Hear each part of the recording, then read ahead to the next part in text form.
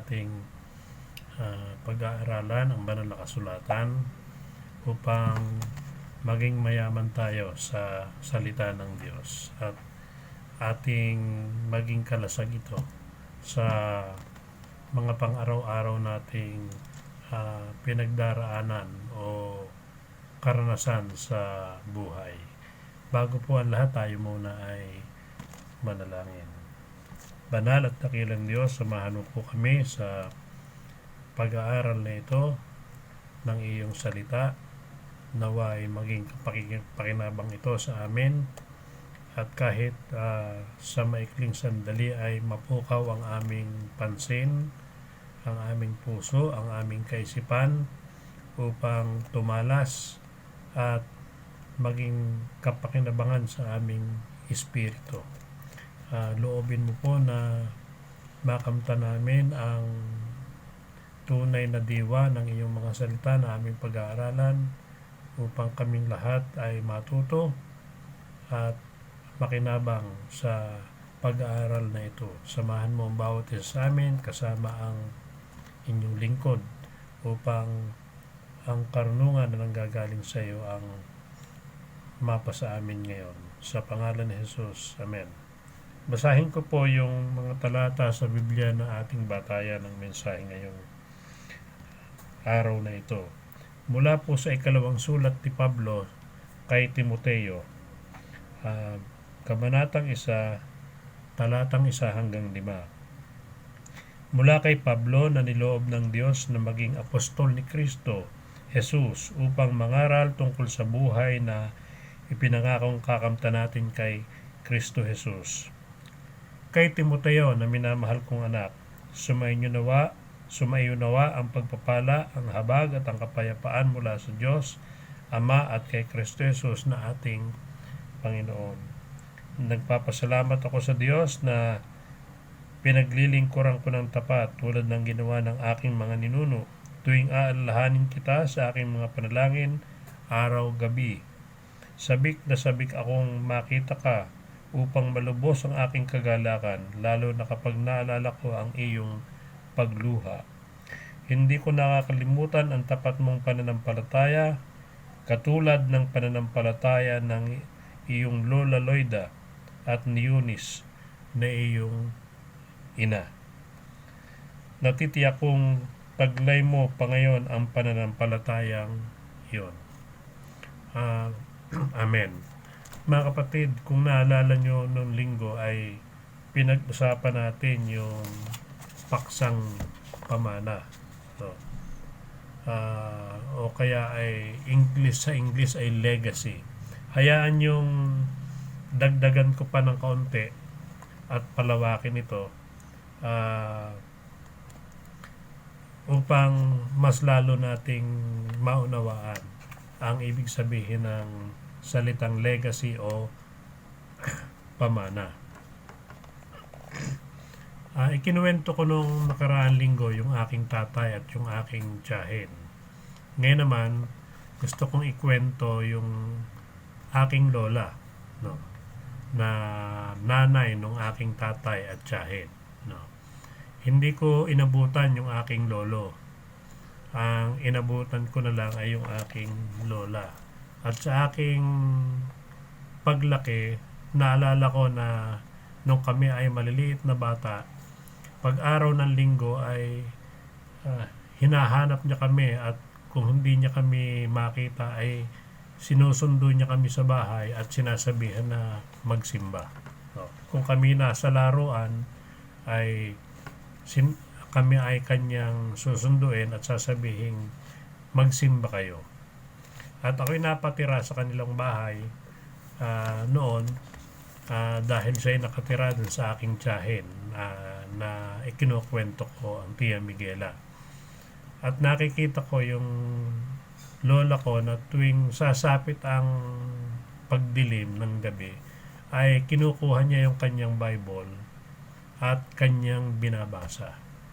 Maliban doon, tuwing may prayer meeting o ang tawag doon ay kulto panalangin sa aming lugar noon, ay pumupunta siya kahit gabi na nag-iisa, may dalang Bible at prayer meeting. Pag linggo naman, siya ay maaga sa Sunday school.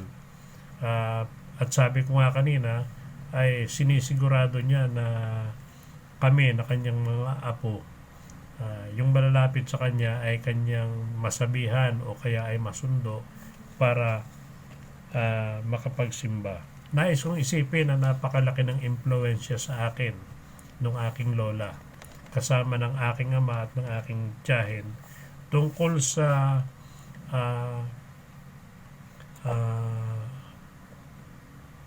kung bakit ko nakasanayan na pumunta sa simbahan, kung bakit ko nakasanayan na tuwing linggo ay magsimba, at pagka nung kalaunan ay naging pangulo pa ako ng mga kabataan sa buong Southern Tagalog. At bagamat ako'y isang kabataan at hindi perpekto sa buhay, na kita ko at naramdaman ko at naranasan ko yung malaking epekto nung pamana nung aking lola, nung aking tatay, nung aking tiyahin sa akin, sa aking paglalakbay sa aking buhay espiritual. Doon sa binasa natin kanina na mga talata ay si Pablo ang nangungusap at kanyang sinulatan si Timoteo, at ikinukwento rin niya doon sa kanyang sulat na yung kanyang mga ninuno ay naglingkod din ng tapat sa Diyos, at pagkatapos ay binanggit niya kay Timoteo na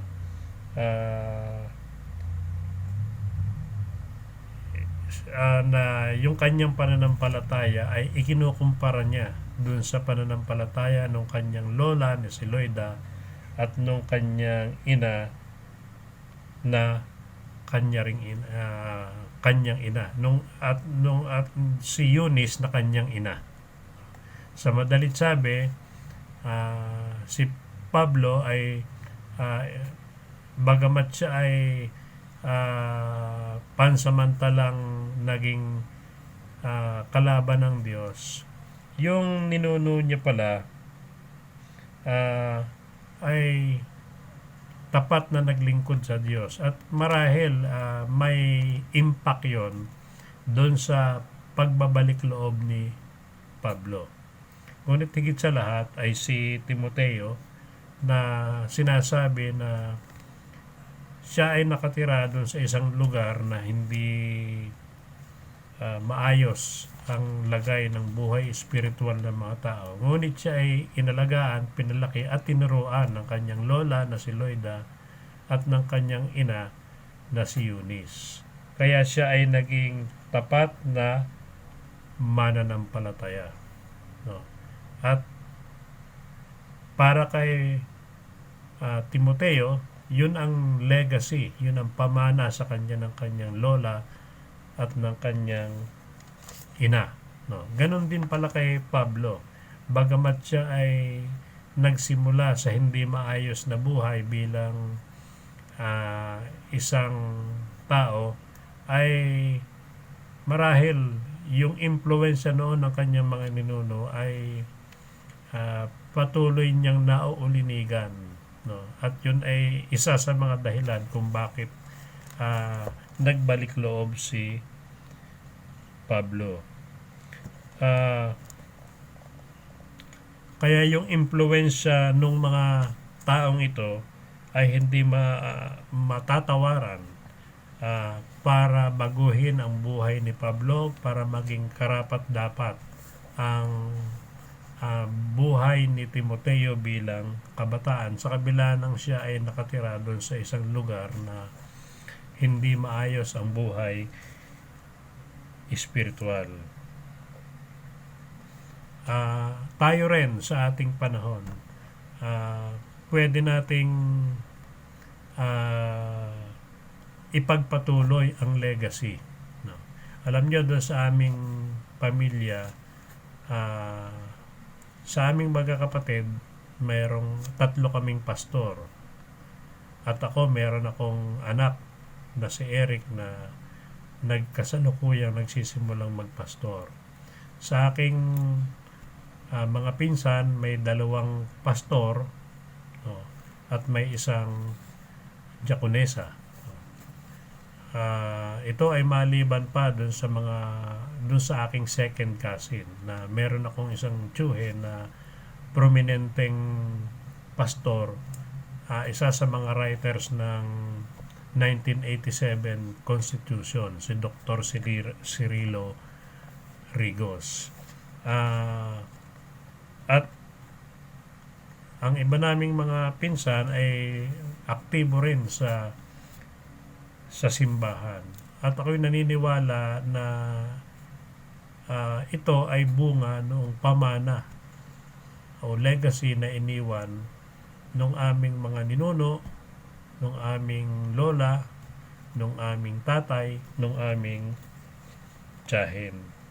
Tayo rin ay, gaya ng sinabi ko kanina, ay maiihanda natin ang ating mga anak para maging tagapagmana ng spiritual legacy. Makapagmana sila sa atin ng spiritual inheritance kung tayo ay magiging mabuting halimbawa para sa kanila. Kung masusumpungan nila na tayo ay may malapit na kaugnayan sa Diyos. Sa practical na paraan, pwede nating ipakita sa kanila ang ating close communion with God sa pamamagitan ng pagbibigay natin ng pagmamahal sa ating kapwa kapag isinasagawa natin at nakikita nila na ipinamumuhay natin ang ating pananampalataya. Sa ating mga pamilya ay pwede nating itanim ang punla ng pagmamahal, paggalang, pananampalataya upang manahin din ito ng kanilang mga anak at magiging anak ng kanilang mga anak. Kung ganon, mga kapatid, huwag tayong magdalawang isip, huwag nating aksayahin ang panahon ngayon at hayaan natin na maging tagapagmana ang ating mga mahal sa buhay na katulad ng ating mga anak at ng ating mga apo, maging tagapagmana sila ng ating legacy. Napakahirap at hindi maganda na darating ang panahon na maaalala nila tayo sa hindi kagandahang mga alaala. Ngayon ang panahon para mag-invest noong legasiya na pwede nating iwanan sa kanila, na sila ay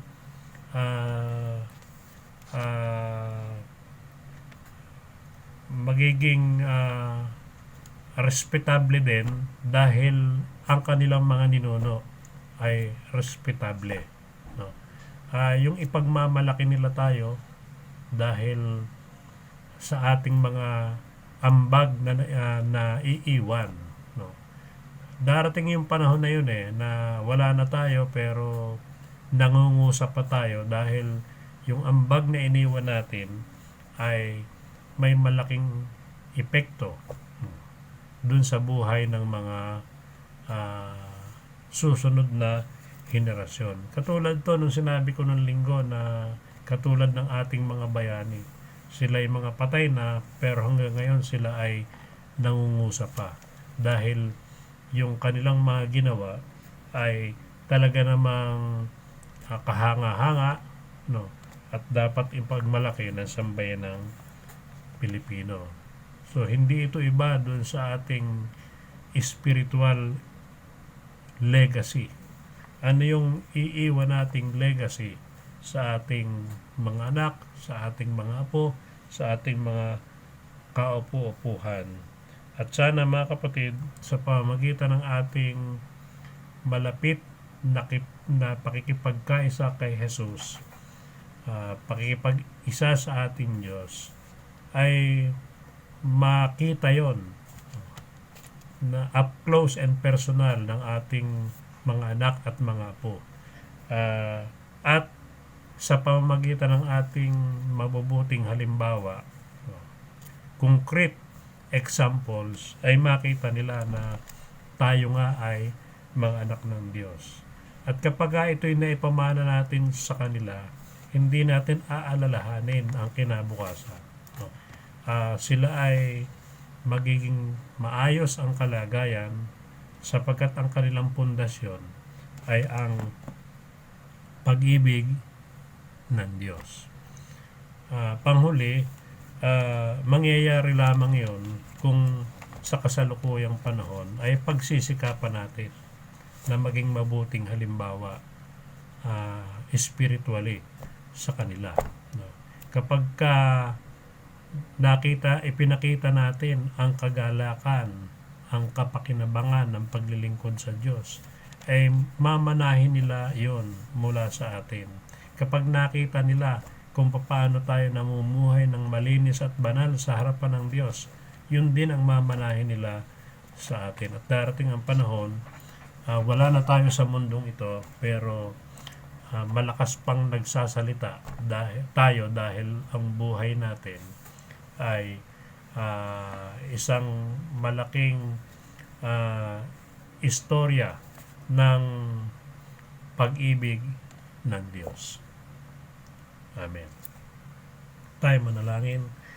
Dear God, maiksi ang aming pag-aaral ngayon, ngunit inaasahan po namin na sa maikling sandali ay natuto kami kung paano dapat mamuhay sa mundong ito upang sa gayon ito ang manahin sa amin ng aming mga anak at apo. At sana po ito ay masumpungan sa amin hindi lamang sa salita kundi maging sa aming mga paggawa, sa aming mga pagkilos, sa uri ng pamumuhay na mayroon kami sa kasalukuyan. At maging pananagutan nawa namin sa iyo ang aming mga anak at apo upang sila ay maging malapit sa iyo. Nawa ay aming sikapin na ilapit sila sa iyo ngayon nang sa ganon ay dumating ang panahon na hindi namin aalalahanin kung paano sila mamumuhay. Sapagkat nagtanim kami sa kanila ng mabuting binhi ng pananampalataya at pag-ibig sa Diyos. Tulungan mo po kami, O Diyos, upang magawa namin ito para sa kanila at para sa kapurihan ng iyong pangalan. Sa pangalan ni Jesus na aming tagapagligtas. Amen.